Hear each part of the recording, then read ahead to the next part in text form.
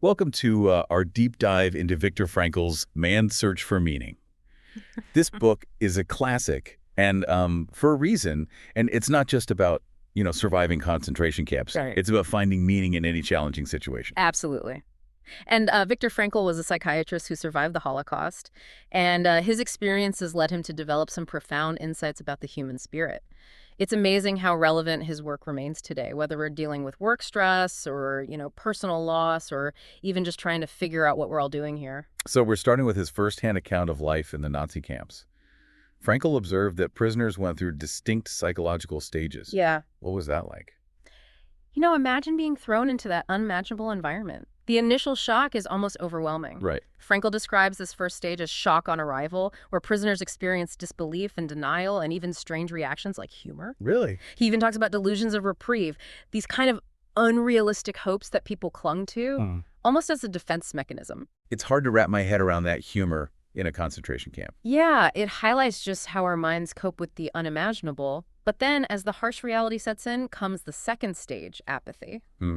It's not indifference, but a sort of emotional numbness that sets in as a means of self-preservation. So they're shutting down emotionally just to survive. Yeah, Then there's a third stage after liberation. exactly. It's called detachment. And it's the struggle to reconnect with the world. They're free, but the experience has left deep psychological scars. This really underscores that trauma isn't just about the event itself, but about its lasting impact on our minds. It makes you wonder, with all of this going on, what allowed some people to survive when others didn't. That's what's so insightful about Frankl's work. He noticed that it wasn't necessarily the physically strong who survived, it was those who had a strong inner life. Those who clung to something to look forward to, and critically, those who exercised their freedom to choose even in the most dire circumstances. That raises a really important question for me. How can you really say you have freedom of choice in a situation as horrific as a concentration camp? It's a challenging concept. But Frankl observed that even in the camps, prisoners had the power to choose their response. They could decide how to interpret what was happening, how to react. He tells the story of two suicidal prisoners. He helped find their why. One wanted to reunite with his son. The other had scientific work he felt compelled to complete. By focusing on these future goals, they found a reason to keep going. That's incredible. So in the face of unimaginable suffering, finding meaning becomes a powerful tool for resilience. Precisely. And that leads us to the heart of Frankl's work, logotherapy or meaning therapy. Frankl's big idea was that we aren't driven by pleasure or power, but by a search for meaning. This meaning isn't something we invent, it's found out there in the world in our connections and our actions. Okay, I'm intrigued. So instead of chasing happiness, we should be chasing meaning. Well, it's not that simple. Logotherapy is about recognizing that we are all searching for meaning. It's an inherent part of the human experience. A study at Johns Hopkins even found that most college students prioritized finding purpose over making a lot of money. So even for young people today, finding meaning is a priority. Yeah. But how do we know what our meaning is? What actions to take? That's where things get interesting. Frankl believed that true meaning is found in the world, not just in our heads. He talks about making decisions for your future self, almost like a thought experiment. If you were looking back on your life from your deathbed, would you be proud of the choices you're making now? It forces you to connect your actions to a deeper sense of purpose. It's a powerful concept. Asking yourself those tough questions. But what happens when we inevitably face suffering, when things are out of our control? Can we still find meaning in those moments? That's where Frankl's concept of tragic optimism comes in. He doesn't shy away from the reality of suffering. He acknowledges that loss, grief, hardship are all part of the human experience. It's about our attitude towards unavoidable suffering. That determines whether it crushes us or becomes a source of growth. Okay, tragic optimism. It sounds a bit counterintuitive. How can we be optimistic in the face of tragedy? It's not about ignoring the difficult parts of life or pretending everything's okay, but about choosing to find meaning and hope within them. Frankl believed that even in suffering, we have the power to choose our response. We can let it break us, or we can find a way to grow from it. So it's about acknowledging the tough stuff but not letting it define us. Finding that inner strength to keep going even when things are really hard. It reminds me of the saying, what doesn't kill you makes you stronger. That's a good analogy. Frankl would say that conflict is essential for growth. Think about it, without challenges, we wouldn't have the opportunity to learn and become stronger. That makes sense. Yeah.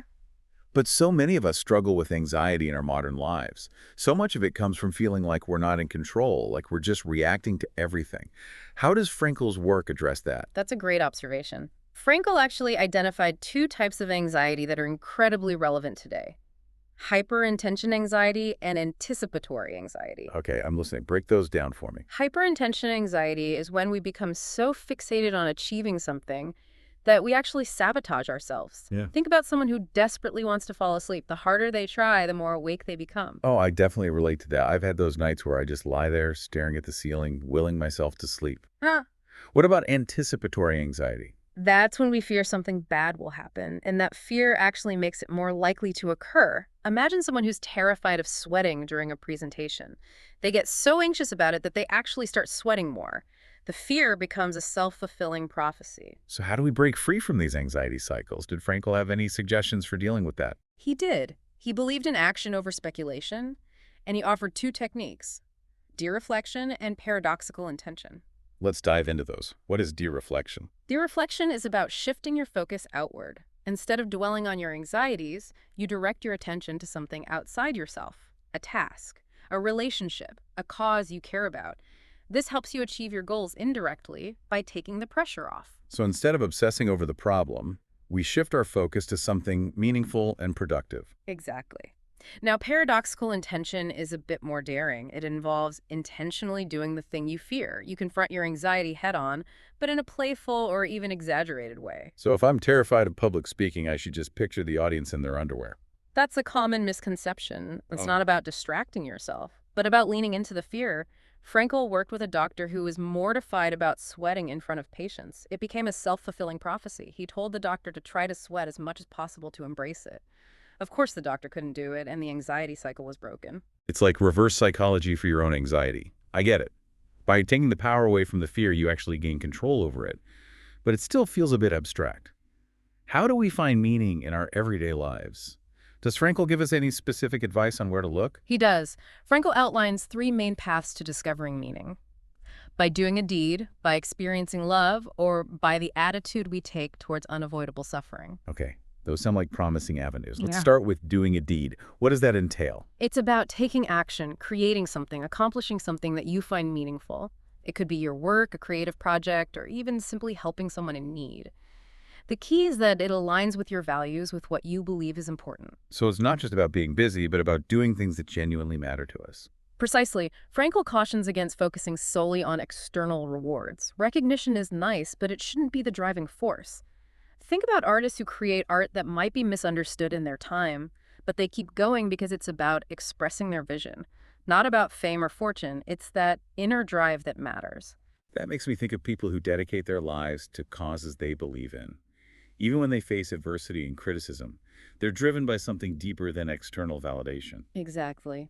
Now, the second path, experiencing love, might seem obvious, but Frankl goes deeper than just romantic love. That piques my curiosity. How does he tie love into finding meaning? He talks about connecting with others on a deeper level, seeing them for who they truly are and supporting their potential. This could be through family friendships, even our connection to nature. It's about recognizing that we're not isolated beings, that our lives have meaning in relation to others. So it's about fostering genuine connections and recognizing that our lives are intertwined. That's beautiful.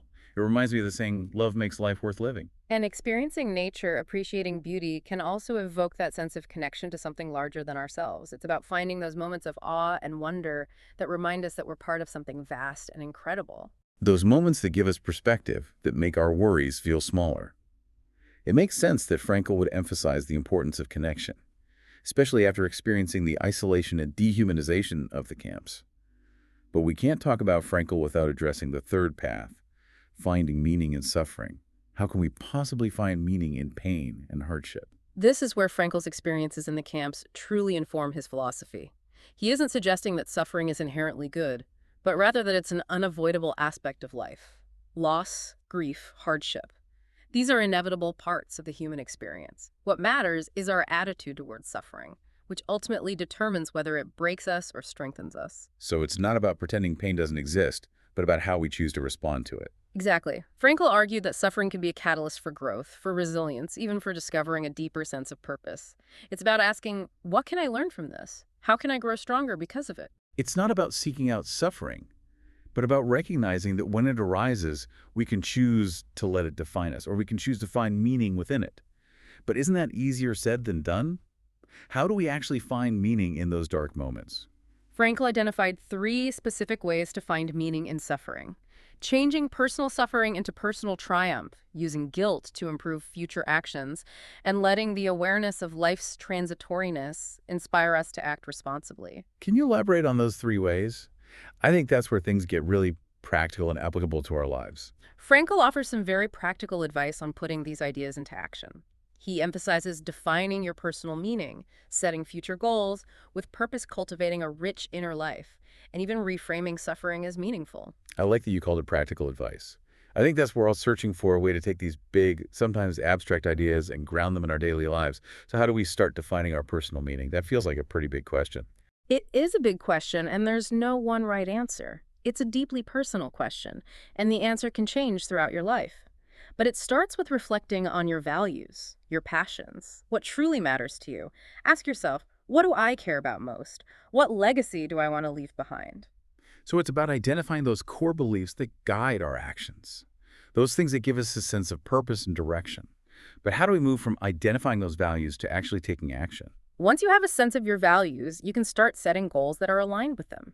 Frankl believed that it wasn't just about achieving success, but about aiming for something that gives you a sense of fulfillment, something that contributes to a cause larger than yourself. So it's about infusing our goals with meaning, making sure they reflect what we truly care about. But it's more than just setting goals, right? It's about cultivating that inner strength and resilience to actually pursue those goals even when things get tough. Exactly, and that's where the idea of cultivating a rich inner life comes into play. Frankl saw firsthand how important it is to have something to hold on to internally, especially when the external world is challenging or even crumbling around you. That makes me think of those prisoners who found solace in their memories, their imagination, their faith, those things that couldn't be taken away from them. You're right. It's about finding those practices that nurture your soul, that give you strength and resilience. It could be meditation, journaling, spending time in nature, listening to music, anything that helps you connect with yourself and tap into that inner strength. It's about having those resources to draw from when we're facing adversity. So we've talked about defining our values, setting meaningful goals, and nurturing our inner lives. Yeah. But what about those inevitable moments of suffering? How do we put this idea of reframing suffering as meaningful into practice? It's not about denying pain or pretending that everything is okay. It's about choosing to see the potential for growth within those difficult experiences. About asking yourself, what can I learn from this? How can I use this experience to become stronger, more resilient, more compassionate? It's about acknowledging the pain, but not letting it define us. About looking for the opportunity hidden within the challenge. It's a powerful shift in perspective. But what about our relationships? How do those fit into this framework of finding meaning? Frankl believed that love is an incredibly powerful source of meaning. He saw it as a way to transcend ourselves, to connect with something larger than our individual egos. So it's not just about romantic love. It's about those deep connections that nourish our souls, those connections that give us a sense of belonging and purpose. It's about family friendships, even those moments of connection with strangers that remind us of our shared humanity. It's about giving and receiving love, about supporting others and feeling supported in return. Those connections can truly be a lifeline, especially when we're going through tough times. Knowing that we're not alone, that we have people who care about us, can give us the strength to keep going.